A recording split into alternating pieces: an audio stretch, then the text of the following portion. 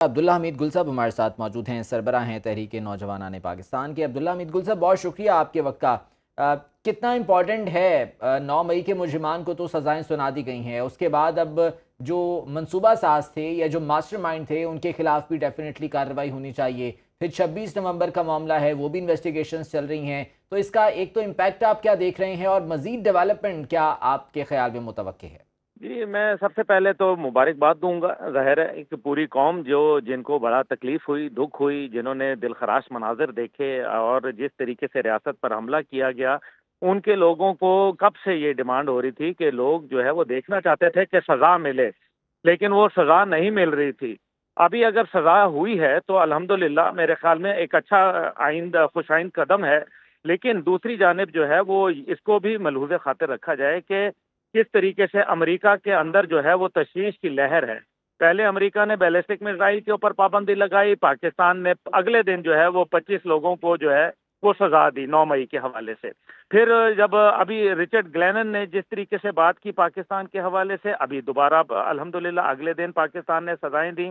میرا خیال ہے کہ سپریم کورٹ کو بھی جو ہے وہ سوچنا چاہیے کہ پاکستان کے اندر جس طریقے سے معاملات چل رہے ہیں یہ اس طرح سے نہیں چل پائیں گے۔ ہمیں بہرحال فیصلہ کرنا پڑے گا تاکہ ہم جو ہے وہ پاکستان کے اندر رول آف لا کو اسٹیبلش کر سکیں۔ ملٹری کورٹ کے حوالے سے جتنی جلدی ہو جائے سپریم کورٹ کو اپنے فیصلے کو جو ہے وہ برقرار رکھنا چاہیے اور ان کو جو ہے اس کو ویلیڈیٹ کرنا چاہیے۔ میں سمجھتا ہوں کہ مرکزی ملزمان جو 9 مئی کے تھے ان کو کیفر کردار تک پہنچائے بغیر آپ چھوٹے موٹے ملزمان کے اوپر جو ہے بات نہیں بنے گی۔ تو میں اور میری تحریک جوانان پاکستان یہ مطالبہ کرتے ہیں بھرپور حکومت پاکستان اپنی عدالت سے اور ریاست سے کہ جلد سے جلد مرکزی ملزمان 9 مئی کے جو ہیں ان کو سخت سے سخت سزائیں دیں تاکہ آئندہ کسی کی جرت نہ ہو کہ وہ پاکستان کی سیکیورٹی سلامتی سے جو ہے وہ کھلواڑ کر سکے۔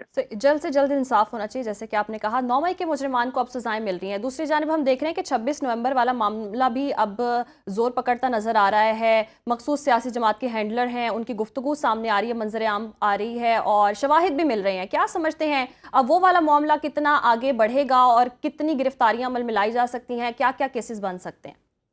میرے خیال ہے کہ بالکل گرفتاریاں مزید آئیں گی اور میرے خیال میں اگر پہلے تو یہ سوچنا چاہیے کہ کیا یہ صرف سیولین کی حوالے سے ہو رہا ہے۔ فوج نے تو اپنا جو ایک نظام تھا اس کے تحت 17 سینئر افسران، جن کے اندر ایک لیفٹیننٹ جنرل، 3 میجر جنرل اور متعدد بریگیڈیئر افسران شامل تھے، ان کو سزائیں دیں۔ اور ابھی فوج کے ایک سابق ISI کے سربراہ جو ہیں ان کے خلاف جو ہے چارج شیٹ ہو چکا ہے۔ تو فوج نے تو اپنا جو ان کا ایک طریقہ کار ہے اس کو تو امیڈیٹلی انہوں نے کام کیا، لیکن سیولین کے حوالے سے اگر یہ دیکھا جائے، آپ دیکھیں کہ منٹ سپریم کورٹ نے متعدد معاملات کے اوپر شو موٹو لیے، لیکن نہیں لیا تو اتنے بڑی واردات کے اوپر شو موٹو کیوں نہیں لیا؟ یہ اس سے نظر یہ آتا ہے کہ ایک جانبداری کا رویہ جو ہے وہ کہیں نہ کہیں ایک ہمدردی کا رویہ موجود تھا۔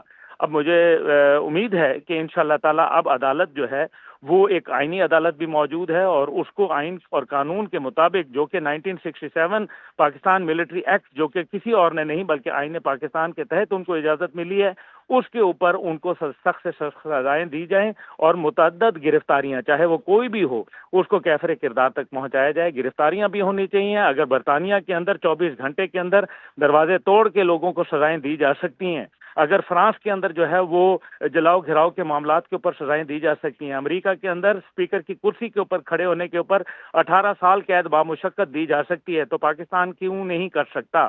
دوسری بات یہ ہے کہ یہ پاکستان کے اندرونی معاملات ہیں اور اس میں کوئی بھی بیرونی مداخلت جو ہے وہ نہ ہمیں قبول ہے اور نہ پاکستانی قوم کو منظور ہے۔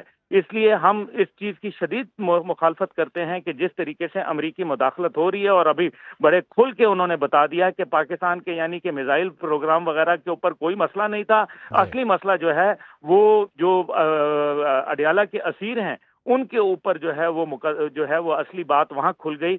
تو یہ دیکھنا ضروری ہے کہ کیا وجہ ہے کہ مغرب جو ہے پوری جو آب و تاب سے جو ہے وہ اپنے کسی خاص الخاص کو بچانے کے لیے کیوں کھڑا ہے، کس لیے کھڑا ہے اور ان کو کیا ڈیفینیٹلی اس تکلیف۔ حوالے سے جو ہے وہ کارروائی ہونی چاہیے اور جو منصوبہ ساز ہیں وہ بھی قانون کی گرفت میں آنے چاہیے۔